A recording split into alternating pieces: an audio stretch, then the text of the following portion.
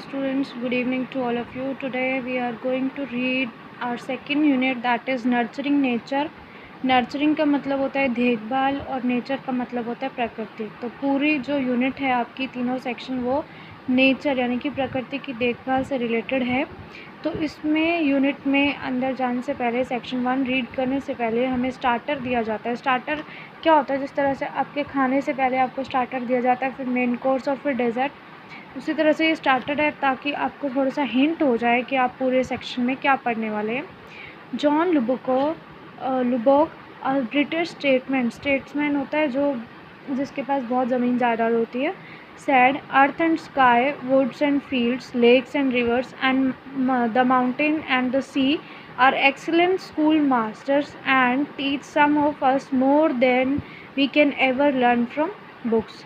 John Lubbock क्या कहते हैं कि जो हमारी पृथ्वी है, जो धरती है और जो आसमान है, जो जंगल है और जो खेत है, जो झील है और जो नदियाँ हैं, जो आपके पहाड़ है और जो समुद्र है, वो हमारे लिए एक एक्सीलेंट स्कूल मास्टर, एक बहुत अच्छे शिक्षक हैं, टीचर हैं, क्योंकि and teach some of us more than we can ever learn from books. और ये हमें कुछ ऐसे लेसन, ऐसे जो आपके पार्ट है वो सिखाते हैं, ऐसा लेसन सिखाते हैं लाइफ में जो हमें किसी भी बुक में सीखने को नहीं मिलता है। Certainly nature is not only replete with beauty but it is also a great teacher। वो कहते हैं, बिल्कुल सही बोला गया है कि जो आपका प्रकृति है ना, वो सिर्फ और सिर्फ सुंदरता के लिए इस्तेमाल नहीं होती है, बल्कि वो आपके लिए एक बहुत ही महान शिक्षक का भी काम करती है। तो आपको ये 5 सेंटेंस लिखने हैं कि आपको आपके नेचर से क्या सीखने को मिला। That is your choice that you want to write the sentence right now, or after reading the complete unit you may write these 5 sentences. So let's start reading chapter number 1, that is section number 1, a day in the country। country का मतलब होता है गाँव, country side, village. Country का मतलब यहाँ पर गांव से रिलेटेड है। तो चलिए पढ़ते हैं इसके बारे में क्या है। Read about 2 children and a cobbler named Terenti who teaches them valuable lessons about nature। ये कहानी आपको 2 बच्चों और एक कॉबलर, जो आपका जूता बनाने वाला व्यक्ति होता है जिसका नाम टेरेंटी है, वो उन बच्चों को कुछ एक बहुत ही वैल्यूएबल मतलब होता है कीमती बात सिखाता है इस प्रकृति के बारे में। क्या सिखाता है? Let's start reading the chapter. Between 8 and 9 o'clock in the morning, सुबह के 8-9 बजे थे करीबन। A dark leaden colored mass is creeping over the sky towards the sun। Dark leaden colored mass, that is the dark black clouds। ठीक है, मास का मतलब बहुत ही विशाल मात्रा में। तो एक काले रंग के जो बादल है वो आपके आसमान को ढकने लगे थे, और कहाँ आ रहे थे? सूरज की तरफ आ रहे थे, क्योंकि सुबह के टाइम जो सन होता है वो थोड़ा सा लाइट होता है, और जैसे जैसे दिन बढ़ता है उसकी जो ब्राइटनेस है वो बढ़ती चल जाती है। तो उस समय पर अंधेरा छाने लगा था। Red zigzag of lightning gleam here and then across it. और उसके बीचों बीच, उन बादलों के बीच में से लाइटनिंग, जो आपकी क्या बोलते हैं हम उसे, बिजली चमकती है जिगजैग वे में, वो आपको इधर उधर देखने को मिलती है। There is a sound of far way rumbling. और बादल के गरजाने की आपको आवाज़ भी सुनाई देती है। A warm wind फ्रॉलिक्स। फ्रॉलिक्स का मतलब होता है मूव्स प्लेफुली, जो खेलने के तरीके से इस्तेमाल, मतलब किसी को चिढ़ाना, किसी के साथ मजाक करना, उस तरीके से गर्म हवाएं चल रही हैं। ओवर द ग्रास, कहाँ पर आपको गर्म हवाएं देखने को मिलती है? जो आपकी घास है उसके ऊपर, और उस गर्म हवा की वजह से जो आपके पेड़ हैं वो भी नीचे की तरफ झुक रहे हैं। स्टिर्स अप द डस्ट। स्टिर्स का मतलब होता है मिलाना, तो और जो मिट्टी को पूरे वातावरण में मिला रही है। जैसे आपको पता है आंधी आती है बारिश आने से पहले, तो ये वो आंधी को इतने अच्छे से उसने डिफाइन किया गया है। In a minute there will be a spurt of May rain and a real storm will begin. हो सकता है कि अगले ही पल में आपको बारिश मिल जाए और आपका जो असली तूफान है वो आना शुरू हो जाए। Yes, Fyokla, a little girl of 6 साल की एक छोटी सी बच्ची Fyokla is running through the village, पूरे गांव में घूम रही है। क्यों? Looking for Terenty the cobbler. किसको ढूंढ रही है? टेरेंटी जो कॉबलर, जो जूता बनाने वाला, उसको ढूंढ रही है। The white-haired barefoot child is pale। White-haired is not that much white, it is kind of a golden color hair। तो वो नंगे पैर, पेल मतलब होता है पीला पड़ना, उसके चेहरे का रंग उड़ा हुआ है और वो इधर उधर नंगे पैर घूम रही है, सिर्फ और सिर्फ टेरेंटी को ढूंढ रही है। Her eyes are wide open and her lips are trembling. उसकी आंखें जो है वो बड़ी होकर, मतलब बड़ी बड़ी आंखें करके वो देख रही है कि कहीं उसको टेरेंटी इधर उधर नज़र आ जाए, और उसके जो होठ है वो कँपकँपा रहे हैं। That means she is in trouble. हो सकता है उसको कोई परेशानी हो। क्या है, अब आगे पढ़ते हैं। Uncle where is Terenty. अब उनको कोई रास्ते में मिलता है तो पूछते हैं कि अंकल टेरेंटी कहाँ है।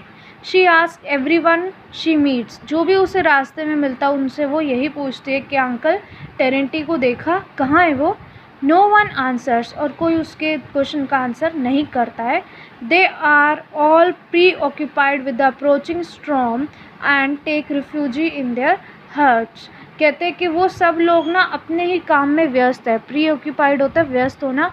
किस काम में व्यस्त है कि जो आने वाला तूफ़ान है उससे कैसे बचा जाए, और अपने आप को अपने जो हट है, जो उनकी छोटी छोटी हट्स हैं, उसके अंदर कैसे सेव किया जाए। At last she meets Silently Silich the sacristan। sacristan जो होते हैं वो व्यक्ति होते हैं, आपके इसमें मीनिंग में भी दिया हुआ है, जो चर्च में एक रूम होता है जहाँ पर जितनी भी चीज़ें पूजा में इस्तेमाल की जाती है उनकी देखभाल करने के लिए रखा जाता है। तो ये जो सैक्रिस्टन है ये उनका एक तरह से ओहदा है। साइलेंटली सिलिच उन्हें मिलते हैं जो कि टेरेंटी के फ्रेंड थे। He is coming along staggering from the wind. वो भी उधर से ही आ रहे थे, और स्टैगरिंग फ्रॉम द विंड मतलब अपनी जो हवा है उससे बचते बचाते हुए, उससे लड़ते झगड़ते हुए, उससे उसका सामना करते हैं। Uncle where is Terenty. और वो पूछते हैं कि अंकल टेरेंटी कहाँ है। At the kitchen gardens answer silently. और जो साइलेंटी है वो उनको आंसर देते हैं कि जो वो है वो किचन के गार्डन में गए हुए हैं। The girl runs behind the huts to the kitchen gardens and there finds Terenty. अब जो वो लड़की है, छोटी सी बच्ची है, वो अपनी जो उस हट के पीछे का जो किचन गार्डन बना हुआ है वहाँ पर भागती है और वहाँ पर वो टेरेंटी से मिलती है। The tall old man with a thin pock marked face. Pock mark होता है चेचक के दाग होना, ठीक है। बहुत ही लंबे और पतले से जिनके चेहरे पर कुछ धब्बे थे। Very long legs. और बहुत ही लंबी लंबी उनकी टांगें थी। And bare feet. और जो कि नंगे पैर थे। Dressed in a women's tattered jacket. जो कि एक लड़कियों के पहनने वाली जैकेट उन्होंने पहनी हुई थी। ये है मिस्टर टेरेंटी और ये है आपकी फायोक्ला, ठीक है।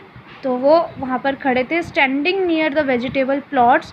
जहाँ पर सब्जियाँ उगाई जाती है उस प्लॉट में वो खड़े थे। Looking with drowsy eyes. Drowsy होता है जिसमें थोड़ी बहुत नींद नज़र आती है ना, आपको जैसे नींद आ रही हो तो आपको ड्राउजीनेस फील होती है। आप तो उस तरह से वो उनकी आंखें नज़र आ रही थी। At the dark storm cloud. और अपनी छोटी छोटी आँखों से वो उन आसमान में उन बादलों को देख रहे थे। On his long crane like legs. Crane like क्या होता है? क्रेन आपका एक जो होता है वो एक वाटर फीचर होता है जो बगुले की तरह या बगुला ही होता है, आई एम नॉट श्योर। उसकी लंबी लंबी टांगें होती है। He sways in the wind like a startling cote. और वो जो है वो हवा में इस तरह से उनके पैर हिल रहे थे जैसे मानो कि स्टार्टलिंग कोट मतलब कि आपके जो एक बर्ड होती है जो गाना गाती है उसकी स्ट्रेट बीक होती है। बीक मतलब चोंच, उसकी सीधी चोंच होती है, उसकी तरह उनकी टांगें जो है वो हवा में लड़खड़ा रही थी। Uncle Terenty. The white headed girl address him uncle darling. और वो छोटी सी बच्ची उनको बोलती है uncle Terenty, uncle darling. Terenty bends down to Fyokla. क्योंकि वो छोटी बच्ची है तो उसकी हाइट बहुत लंबी है इसलिए वो नीचे झुक के उससे बात करते हैं। And his grim face is overspread with a smile. और जो उनका उदासी भरा चेहरा था उनके चेहरे पर एक स्माइल आ जाती है। Such has come in to people's face when they look at something little foolish and absurd but warmly loved. ऐसा उन लोगों के साथ होता है, उन लोगों के चेहरे पर स्माइल होती है जब कभी उनको कोई छोटी सी बेवकूफ़ी या भद्दी चीज़ उनके सामने नज़र आती है लेकिन वो उन्हें बहुत ज़्यादा प्रिय होती है। Oh Fyokla, he says tenderly, where have you come from. अच्छा फायोक्ला कहाँ से आई हो तुम। Uncle Terenty says Fyokla with a sob. Sob होता है सिसकियाँ लेना, जैसे हम रोते हैं तो रोने के बाद कुछ टाइम होता है जब हम सिसकियाँ लेते हैं, ठीक है। Tugging at the lapel of the cobbler's coat. Tugging मतलब खींचना, उसके कोट को खींचते हुए वो बोलती हैं brother Danilka has had an accident, come along, कि मेरे भाई दानिल्का के साथ कुछ एक्सीडेंट हुआ है, आप मेरे साथ चलिए। What sort of accident, ouch, what thunder, Holi Holi Holi, what sort of accident, अरे क्या हुआ, कौन सा एक्सीडेंट हुआ, क्या हुआ, हे भगवान क्या हो गया इस बच्चे के साथ, क्या एक्सीडेंट हुआ। In the counts cops, counts cops होती है जो आपकी जंगली घास होती है या फिर छोटे छोटे पेड़ पौधे होते हैं, वो जो बहुत मोटे होते हैं। Danilka stuck his hand into a hole in a tree, Danilka ने अपना हाथ एक पेड़ के छेद में फंसा लिया है।